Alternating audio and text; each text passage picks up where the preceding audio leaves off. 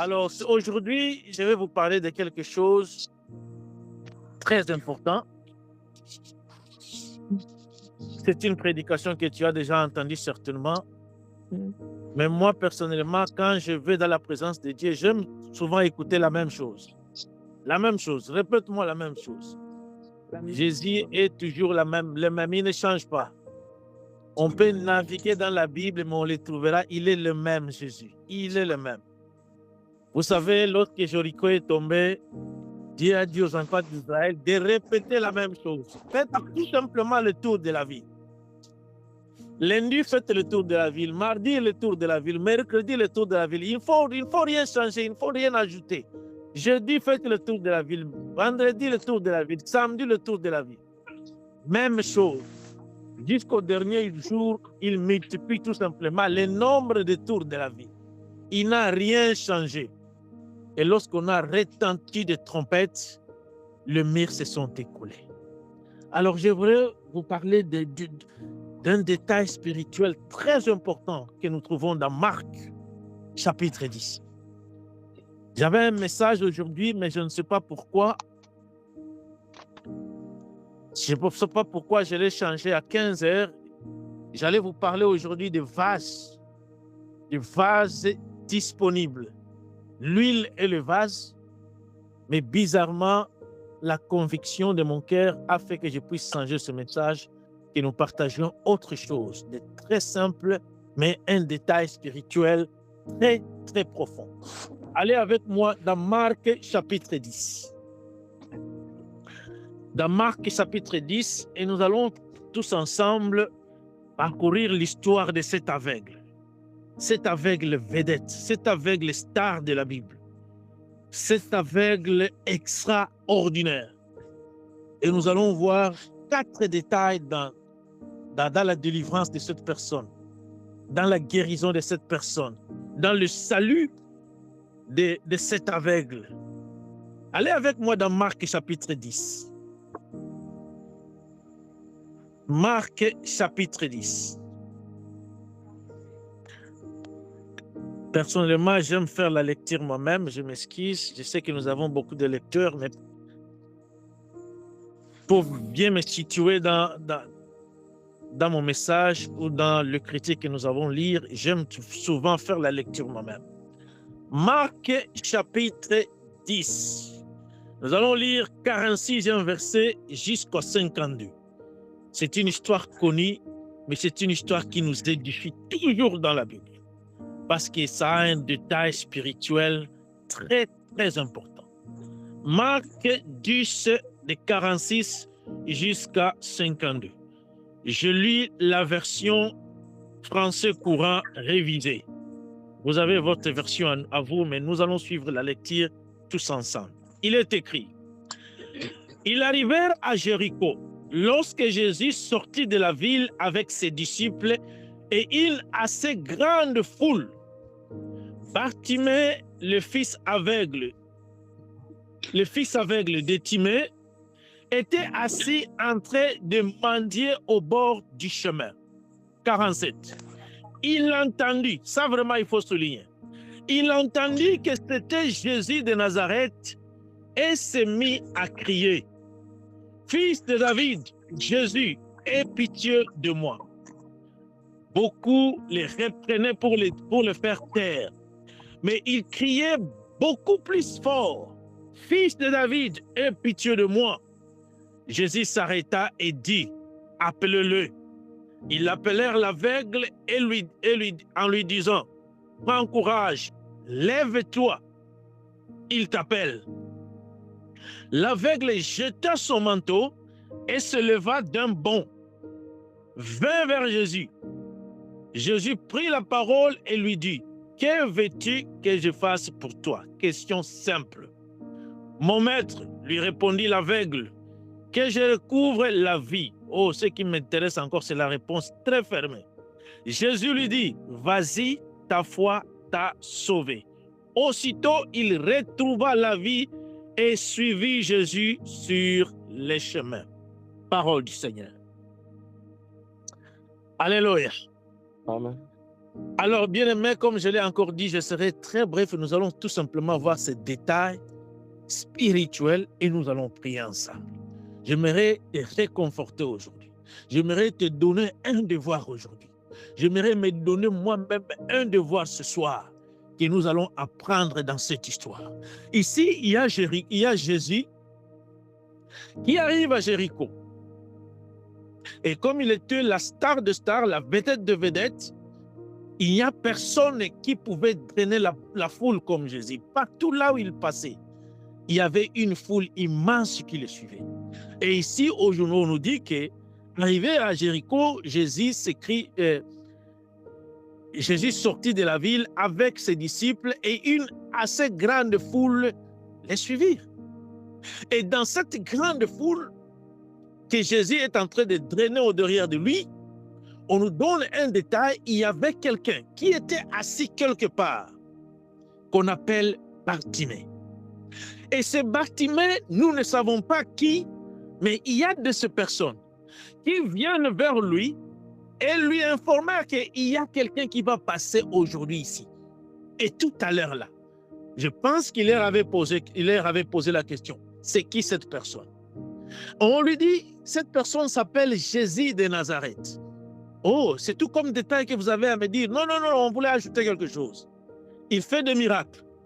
Il recouvre la vie des aveugles. Il fait marcher le boiteux. Il ressuscite le mort. Il guérit le malade. Alors, tout dépend de toi. Mais c'est ça l'information que nous te donnons. Il va passer par ici. Il s'appelle Jésus de Nazareth. Cet aveugle Bartimée, il ne voit pas. Il ne sait pas Jésus, il ne sait pas comment est-ce qu'il ressemble, mais il s'est dit au-dedans de lui, waouh, ça peut être une opportunité pour moi. Mais le premier détail que j'aimerais tout simplement que nous puissions remarquer, un détail que beaucoup lisent la Bible, mais ils passent au-delà de ce détail. C'est qu'il y a de ces personnes-là qui se sont donné l'audace d'informer Bartimée. Bartimée n'avait pas connu de lui-même que Jésus va passer par là. La Bible dit qu'on lui a informé que Jésus va passer par ici. Bien-aimé, et c'est cela les détails que je voulais partager avec vous. Ici, il y a quelqu'un en besoin. Et il y a quelqu'un qui va passer par là, qui peut résoudre ses besoins, qui peut satisfaire ses besoins, qui peut résoudre ses problèmes, qui peut délivrer cette personne. Mais il y a de ces personnes-là qui se donnent seulement le courage. Non, nous, ce que nous allons faire, nous allons tout simplement l'informer. Nous allons lui donner, ne serait-ce que l'information qu'il y a quelqu'un qui est capable de te sortir de cette situation, de cette mendicité qui t'a cloué de ce lieu il y a de cela des années et des années durant. Alors, j'aimerais nous dire que lorsqu'on lui parle de Jésus, on lui pointe directement à Jésus. Ce n'est pas nous, mais c'est cet homme-là qu'on appelle Jésus de Nazareth. Ça, on appelle ça l'évangile. On appelle ça en termes simples et en français facile, on appelle ça la bonne nouvelle. Quand on parle à quelqu'un de Jésus et on pointe Jésus, on lui pointe Jésus, c'est cette personne-là, c'est celui-là qui peut te sortir de cette situation, qui peut te guérir aujourd'hui, qui peut stopper cette mendicité, qui peut te sortir de cette opprobre, de cette honte, de cette maladie, de cet aveuglement. On l'appelle Jésus.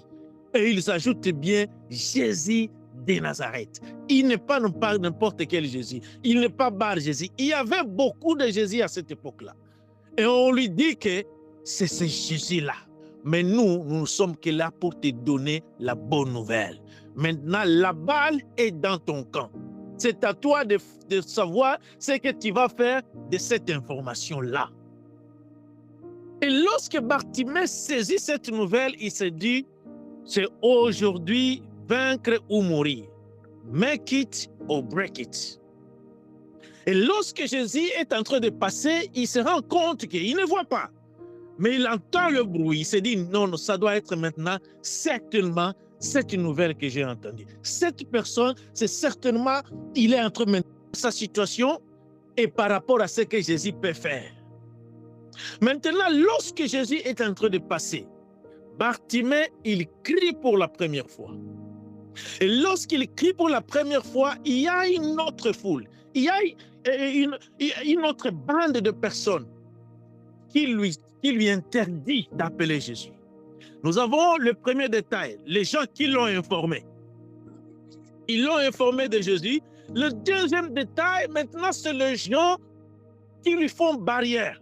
Les gens qui lui font barrière d'appeler ce Jésus-là, de rencontrer ce Jésus-là, de parler à ce Jésus-là, de s'adresser à ce Jésus-là. Et cette bande de personnes, on appelle ça la foule. Et lorsque Bartimée crie pour la première fois, Jésus de Nazareth, fils de David, aie pitié de moi. Et la foule, la Bible dit qu'il lui reprenait pour le faire taire.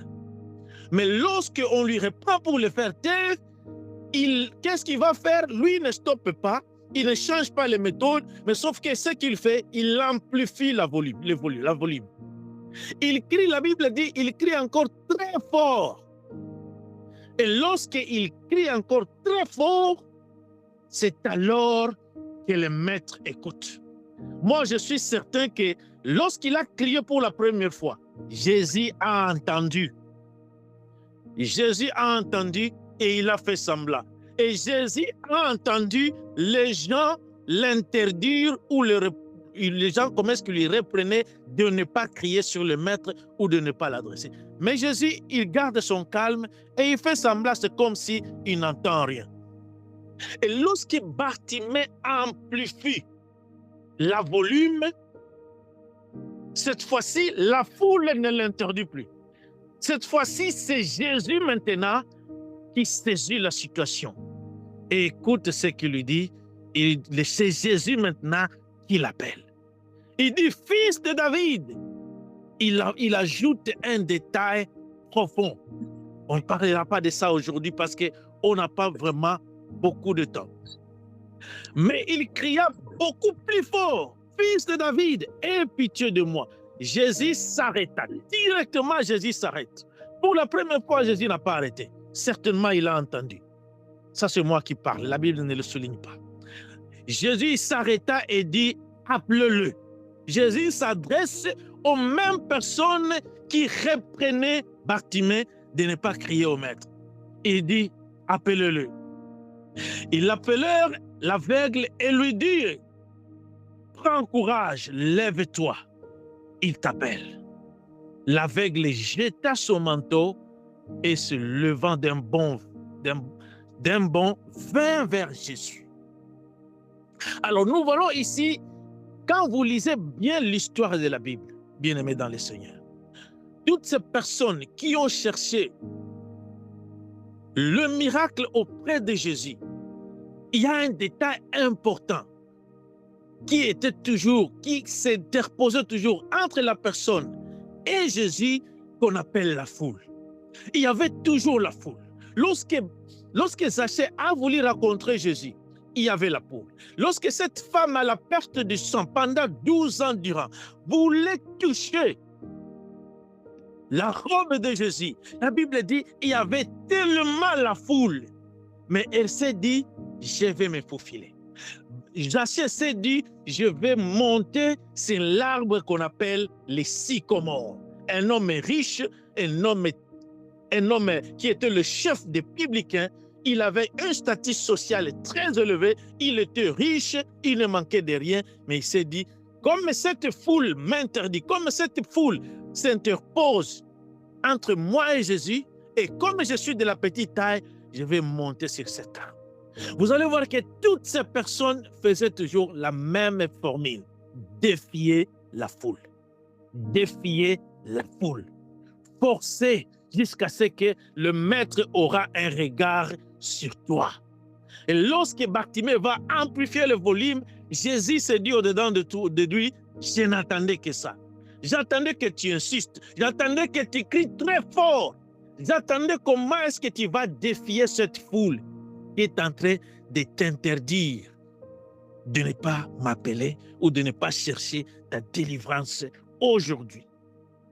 Mais bien aimé, ce qui va nous intéresser, maintenant cet homme, lorsqu'il se lève, il portait le manteau. Laissez-moi vous donner l'historique du manteau dans la culture juive. Le manteau n'était pas un simple détail spirituel ou simple détail seulement d'un habit. En Israël, le manteau était l'identité de tout le mendiant. Parce que le mendiant mendiait jusqu'à l'ère tardive. Pourquoi? Parce que le marché en Israël à cette époque-là s'est terminé jusqu'à minuit, jusqu'à 1h du matin, les gens vendaient. Et comme les gens vendaient, pour que l'État puisse te permettre à un mendiant de rester jusqu'à 22h, jusqu'à 23h, jusqu'aux heures tardives, parce qu'il y avait l'hiver, tu dois avoir un manteau. Et sur ce manteau-là, on mettait un cachet qui te permettait d'être un mendiant ou de mendier tout au long de la route. Autrement dit, le manteau te donnait l'identité et te donnait un droit légal de mendier le long de la route jusqu'à l'heure tardive. Pourquoi? Parce qu'il y a beaucoup de mendiants qui mouraient à cause de la froid. Ils restaient au froid jusqu'à l'heure tardive pendant qu'ils étaient encore en train de mendier. Alors, pour qu'on puisse te permettre de rester là jusqu'à l'heure tardive, tu dois avoir un manteau. Et ce manteau-là, on doit mettre un cachet, un symbole qui te dit que tu es maintenant un mendiant légal. Tu es maintenant autorisé à faire la mendicité. Et lorsque Jésus l'appelle cet homme, et nous allons voir quoi, la première des choses qu'il va jeter, la première des choses avec laquelle il va se séparer, c'est ce manteau-là qui représentait son identité. C'est ce manteau-là qui lui donnait le droit légal d'être un mendiant. Autrement dit, avant qu'il n'arrive près de Jésus, il s'est déjà dépouillé de l'identité qui était collée sur lui. Quelle est cette identité? Un aveugle. Quelle est cette identité? Un mendiant. Mais il jette le manteau avant même que Jésus ne lui pose la question. Autrement dit, il pose ce qu'on appelle, pas seulement la foi, mais ce qu'on appelle l'acte de foi. Il se dit, avant que je n'arrive à Jésus, avant qu'il ne dise quoi que ce soit, je n'aurai plus besoin de ce manteau. Chemin faisant vers Jésus, j'ai déjà changé mon identité moi-même. Je me dépouille de cette identité-là qui collait sur moi. Et cette personne va se dépouiller de cette identité. Il va jeter son manteau, ce manteau qui le couvrait, ce manteau qui le protégeait, et ce manteau qui était une identité pour lui. Et lorsqu'il avance sans manteau, il devient léger, il devient sans identité. Chemin faisant, lui-même essaie déjà de donner une autre identité. Et lorsque Jésus voit cela, et lui-même, il va nous le signifier à la dernière ligne de ce passage, quand Jésus l'appelle, il lui dit, « Qu'est-ce que tu veux que je fasse pour toi ?» Il dit que je recouvre la vie. Et Jésus lui dit quelque chose de très merveilleux. Jésus souligne la foi de cette personne. Il lui dit, ta foi est sauvée. Jésus connaissait la culture. Jésus savait que représentait le manteau pour un aveugle et pour un mendiant. Et lorsque Jésus voit cette personne, la première des choses qu'il fait, il amplifie la volume. La deuxième des choses qu'il fait, il se dépouille. Il se dépouille de ce manteau-là qui était devenu une identité, une protection pour lui. Le manteau-là qui était une source de revenus pour lui. Ça, le manteau, il n'allait pas avoir le droit d'être un mendiant tout au long de la route. Et lorsque le Seigneur lui pose la question, il répond avec lucidité. Il répond plus clairement que possible. Il ne va ni à gauche ni à droite. Et lorsque le Seigneur voit ça, il lui dit, ta foi t'a sauvé. Alléluia. Donc, j'aimerais conclure tout simplement en te donnant d'abord cette responsabilité ou ce devoir. Moi et vous, nous avons le devoir, bien-aimé, de parler de Jésus. d'annoncer la bonne nouvelle. Toute cette personne-là que toi tu connais, il a un besoin de délivrance, il a un besoin de recouvrement de vie, il a un besoin de quelque chose qui vient de Jésus, que seul Jésus peut faire. Il a besoin de la guérison, il a besoin de salut. Nous devons prendre ces personnes-là, les informer et les pointer Jésus. Jésus à la croix, Jésus mort et ressuscité, Jésus qui est monté à la droite du Père et qui est vivant et qui continue toujours à guérir aujourd'hui, à délivrer, à faire marcher le boité, à ressusciter le mort. C'est Jésus qui nous fait du bien, qui nous sauve, qui nous protège, qui nous garde. Nous avons la responsabilité d'annoncer la bonne nouvelle. Zachée a été informé. Cette information, il allait passer outre de cette guérison ou de ce miracle ou de ce jour de délivrance pour toute sa vie. Et lorsqu'il est informé, il s'est dit, aujourd'hui, je vais faire quelque chose. Aujourd'hui, on m'a informé et je vais prendre ma responsabilité. Je vais aller vers cette personne-là. Si tu es au milieu de nous ce soir et qu'on t'a informé de Jésus, et je te l'informe encore aujourd'hui, lève-toi de là où il est, va à la rencontre de cette personne-là, de ce Jésus. Autrement dit, je t'invite au salut. Je t'invite de le recevoir comme étant Seigneur et Sauveur. Il donne la vie et la vie en abondance. Alléluia. Amen. Mais chemin faisant, nous voyons ce Jésus, il y a une foule qui s'interpose. Bien-aimé, ne sois pas parmi cette catégorie de personnes. Fort malheureusement, dans nos églises, dans la vie spirituelle, tu peux être cette personne qui dit au Bartimée de ton quartier, de ton église, de ne pas crier vers Jésus. Mais tu le fais sans le savoir, tu le fais avec ignorance. Vous savez qu'aujourd'hui, bien-aimé, il y a beaucoup de païens qui ne regardent pas seulement ce que la Bible dit, mais ils lisent notre vie. Est-ce que ma vie et ta vie peut attirer les gens vers Jésus, ou ma vie et ta vie peuvent décourager les gens à venir vers Jésus? Est-ce que mon comportement, ton comportement ne s'interpose pas comme étant une barrière de ceux qui veulent rejoindre Jésus et avoir leur salut? Alléluia. La Bible dit que comportez-vous bien devant le païen. C'est alors que vous gagnerez leurs âmes. Autrement dit, la Bible nous donne cette responsabilité. La Bible nous dit que le païen, ceux qui sont du dehors, la Bible les appelle ceux du dehors, ils sont capables de lire notre vie et de venir vers Jésus, ou de lire notre vie et se décourager de venir vers Jésus. La Bible le souligne bien que le nom de Dieu est blasphémé à cause de vous. À cause de vous. Le nom de Dieu est insulté à cause de vous. Les gens ne viennent pas vers Jésus à cause de moi, à cause de vous peut-être. Alors nous devons voir notre comportement. Est-ce que ça attire vers Jésus ou ça s'interpose, ça décourage, ça dit aux bâtiments de nos quartiers, de notre entourage, de ne pas venir vers Jésus? Et le troisième détail que nous avons dans cette histoire, Bartimée qui se dépouille de cette vie. Bien-aimé, quel est le manteau de ta vie? Peut-être que le manteau, c'est cette étiquette-là que les gens ont collée sur toi. Ils ont dit que tu n'auras pas ceci, tu ne feras pas ceci, tu ne feras pas ceci, tu ne feras pas cela. Ils ont collé tellement des étiquettes sur toi et tu les as acceptées. Mais lorsque nous t'informons de Jésus aujourd'hui, la Bible te recommande de te dépouiller de cette identité-là, de cette opprobre, de cette honte. Tu t'empêches. Chemin faisant, avant même que tu n'arrives vers Jésus, dépouille-toi de cela, dépouille-toi de cette identité, de ce doute-là, de cette faiblesse spirituelle, de ce péché qui t'accable, qui colle sur toi et qui te met tellement lourd. Tu ne peux pas arriver là où Jésus est parce que ce manteau pèse tellement sur toi.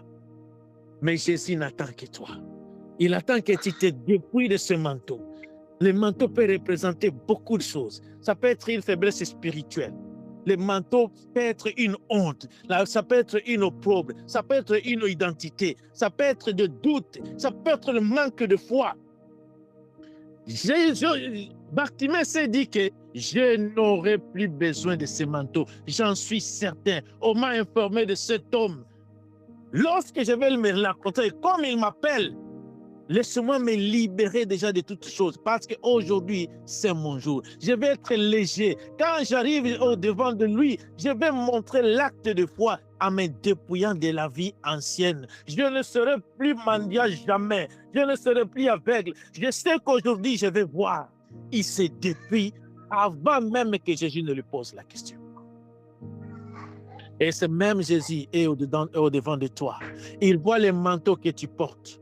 Manteau peut-être de découragement, de la honte que les gens ont collé sur toi. Tu n'auras pas ceci, tu n'auras pas cela, tu n'avanceras pas, tu n'auras pas ceci, tu n'auras pas un bon travail, tu n'auras pas un mari, tu ne mettras pas au monde, tu ne serviras pas l'Éternel, ton ministère n'ira pas de l'avant. Les gens te jugent peut-être selon tes incapacités, ils voient tes faiblesses, tu es incapable de faire ceci, ceci et cela.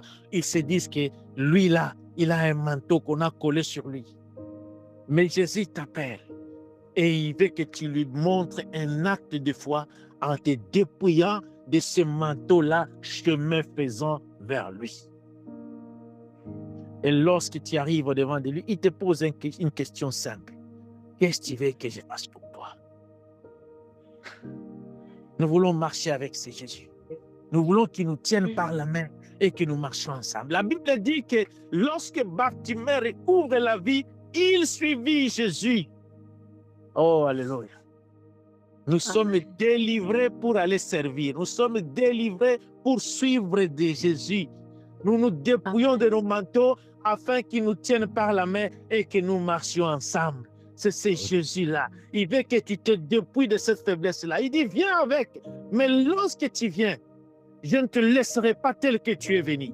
Dépouille-toi de ce que tu veux. Mais toutes ces faiblesses avec lesquelles tu arriveras vers moi, je t'aiderai à te dépouiller de tout le reste. Mais ce que tu peux faire de toi-même, dépouille-toi de cela. Mais ce que tu n'arrives pas, viens, c'est ce que moi je peux faire. Bartimée a fait sa part, il s'est dépouillé de ce manteau-là, mais le recouvrer sa vie, il ne pouvait pas. Il a dit, maître, je fais ce que je pouvais. Je te laisse aussi le reste. Et j'ai dit, waouh, quelle personne merveilleuse. Alors, bien-aimé, je suis un Bartimée aujourd'hui au-devant de Jésus. Et moi, je connais mon manteau à moi. Je connais toutes ces personnes qui s'interposent. Je connais toutes ces choses, toutes ces faiblesses qui s'interposent entre moi et Jésus. Je connais la foule. Mais aujourd'hui, je me dis, je vais défier cette foule-là. Aujourd'hui, j'ai entendu la bonne nouvelle. Il y a quelqu'un de merveilleux, un ami à moi qui m'a informé de Jésus. Et je me suis dit, aujourd'hui, c'est mon jour. Alléluia. Espérons que je parle à quelqu'un ce soir. Espérons que tu seras cette personne-là qui sera en train d'informer aux autres de Jésus, qui parlera à ces Bartimée qui est tout autour de toi, dans ta famille, dans ton entourage, dans ton église, dans ton quartier, dans ta communauté. Tu lui parleras de Jésus, de la bonne nouvelle, de ce qu'il est capable de faire par rapport aux faiblesses de ces personnes qui t'entourent. Et aujourd'hui, tu ne seras pas parmi toutes ces personnes qui s'interposent entre Jésus et ceux qui sont faibles, entre Jésus et ceux qui cherchent leur salut et leur délivrance. Aujourd'hui, tu vas crier très fort. J'aime beaucoup quand Jésus demande à ses disciples, mais qui m'a touché? Les disciples disent, mais maître, comment est-ce qu'on peut savoir qu'il y a tellement la foule ici? Mais regardez le courage, regardez l'audace de cette femme à la perte de sang. 12 ans durant. Waouh! Elle s'est dit, aujourd'hui, je vais essuyer tout le monde. Sortir en étant en perte de temps, c'est essuyer tout le monde. Tu ne peux pas sortir jusqu'à ce que la perte de sang va stopper. Mais elle s'est dit, je vais toucher tout le monde, y compris Jésus. Et ce faux filet, elle a touché Jésus. Bartimée, elle a crié très fort. Zachée est monté sur l'arbre sycomore. Tout ça à cause de la foule. Et Bartimée s'est dépouillé de ce manteau qui était une identité collée sur lui, qui lui donnait une légalité de demeurer dans quelque chose de très honteux, dans la mendicité éternelle. Et lorsque Jésus l'a rencontré, Jésus lui a donné la vision éternelle. J'aimerais que nous puissions fermer nos yeux, bien-aimés, et nous allons prier. Nous allons prier selon que tu as entendu le message. J'aimerais que tu te dises tout d'abord, et que toi-même tu te présentes devant le Saint-Esprit et tu vas lui dire, aide-moi.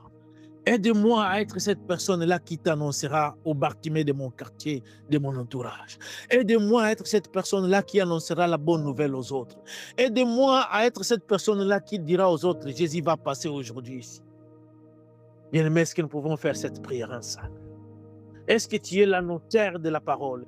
Tu es l'annonceur de la bonne nouvelle? Est-ce que tu parles aux autres de Jésus qui va passer dans ton quartier?